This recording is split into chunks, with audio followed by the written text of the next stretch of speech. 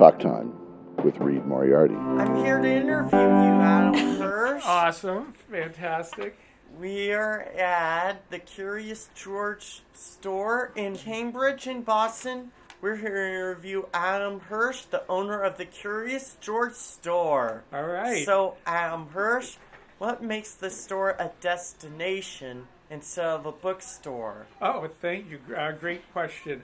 And that's precisely what we were trying to do here, was make it a special destination store.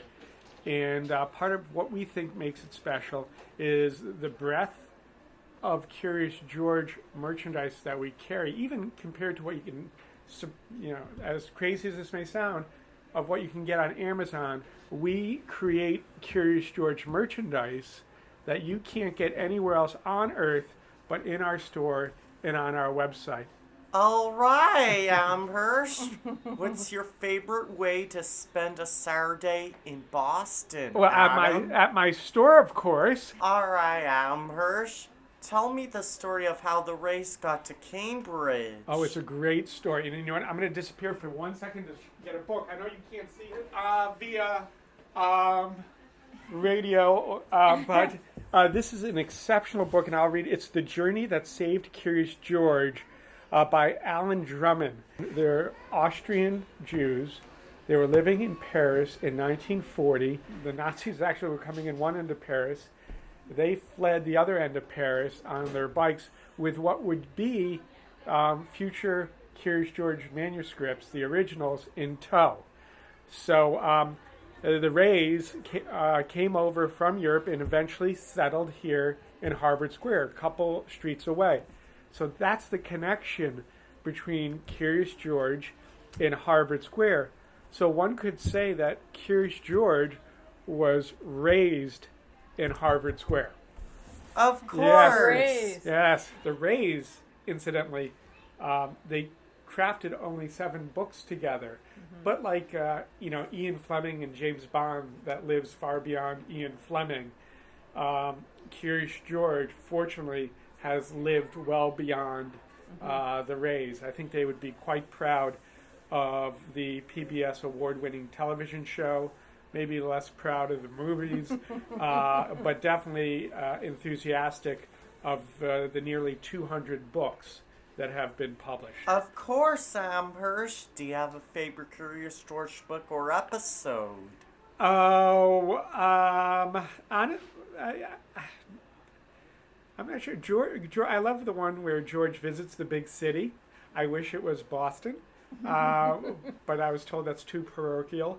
But that's one I enjoy maybe a little bit more than the rest. All right. So what do you think made George an instant success who is still universally adored? I think it goes back to just, who George is. And George has a wonderful cast of characters that love him through the books.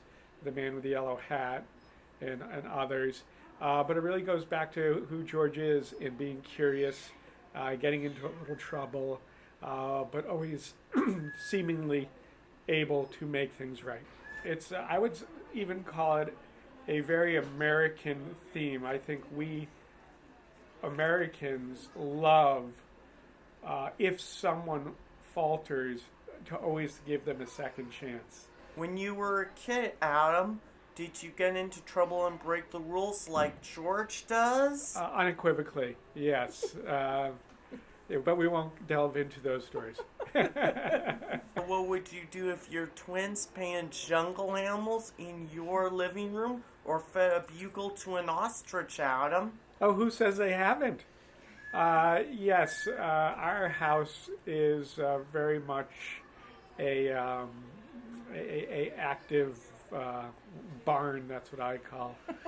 The kids run rampant through it. So we have guinea pigs, 2 guinea pigs, a rabbit, and then my wife wanted mini goats, and no. I think we got to go with the dog at some point first, and then go from there. All right, Adam.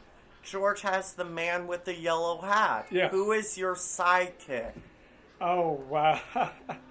Well, I'm not sure she would appreciate the term sidekick, but it would have to be my wife, Jamie.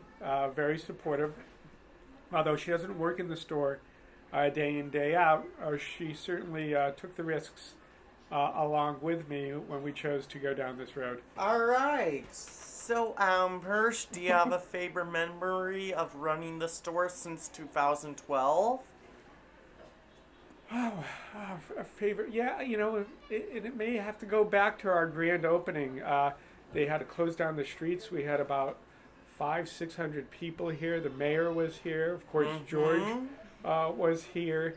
And it was a really special occasion. I get a little sentimental thinking about it. Besides being curious, Adam, what virtues do you think are most important in life?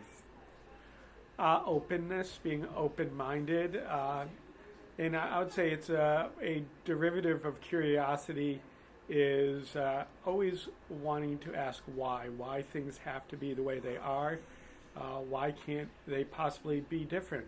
All right, the last question, Adam, is if you could take George on his next adventure, where would you go, Adam? Hopefully to his next new home. That's what we want to ensure, and we want to do everything we can to find George another home in Harvard Square.